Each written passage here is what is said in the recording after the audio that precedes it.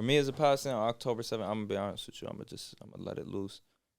I saw it as very fishy, very shady, because you're talking about a country that has a literal dome like around it, where if any drone, any missile comes in, this dome intercepts it.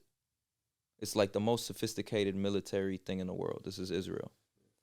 If you're gonna tell me that people broke out of that prison that they was keeping in for 20, 30 years, and they break out of this prison, and then they come and launch an attack on you, and it takes you 6 hours to pull up to the scene to come and help your people in your country that you are the most, literally their culture has become security. Every Israeli citizen has to join the military. You have to.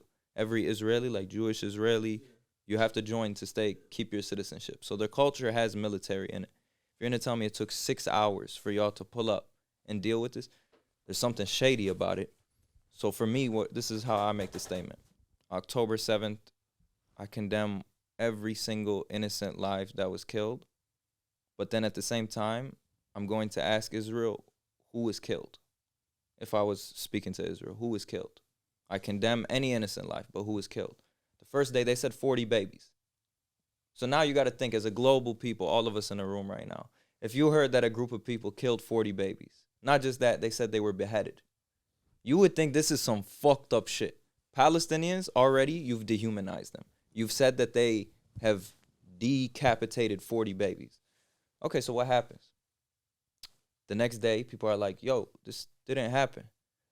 You got activists like Ben Shapiro. You got the Israeli Defense Force on Twitter, official government pages. They post pictures of blurred out babies. People use these photos and they throw them into AI systems and they come back and it's fake photos. Okay, so now they delete their tweets. Official governments have posted photos of dead babies and delete their tweets because they're getting called out. So the next day, oh, damn, they're catching on to us. Let's come up with another story.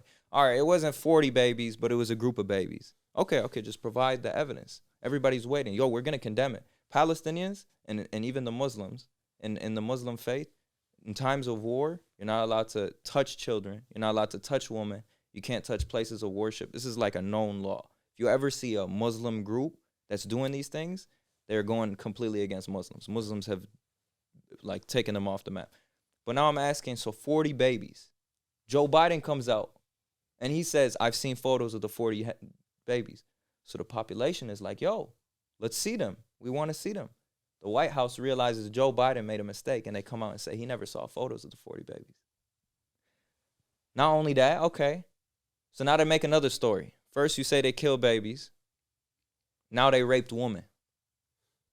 So now you've painted to the world, especially in this current climate, that the Palestinians are raping women. And that's what happened October 7th. One statement even came out to say they cut certain limbs and raped the woman. These are like crazy statements. This is how you completely dehumanize a people. There's no evidence of this stuff. There's no proof. People have pushed and pushed to get the proof and evidence. It doesn't exist. So then you start, okay, after October 7th, you see what starts happening in Gaza. Now kids are actually being killed. Now we're actually seeing babies with their heads taken off.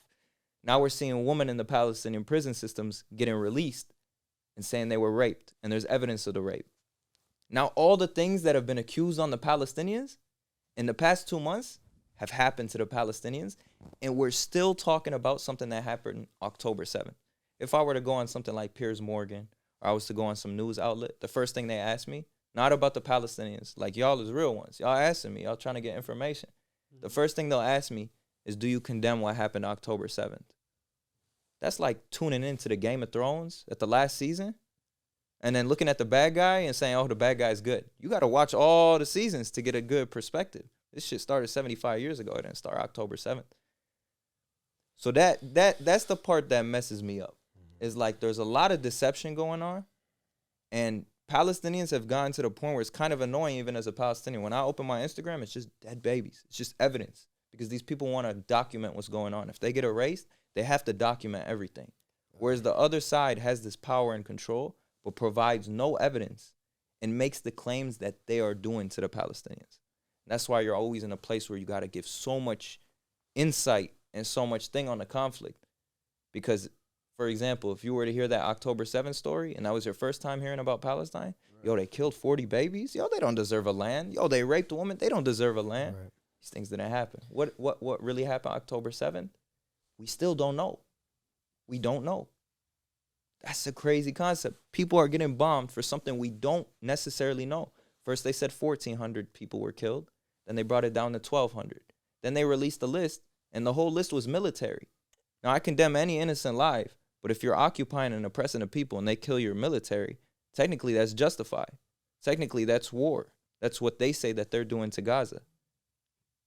Things just get really deceptive and confusing, and you're just left like, damn, I got to explain all this different stuff. And I think that's where the conflict gets so nuanced. This isn't the first season. This is probably the last. If I'm being honest with you, Israel has exposed itself to the world to the point where they're awake, and something has to happen from this. Well, I saw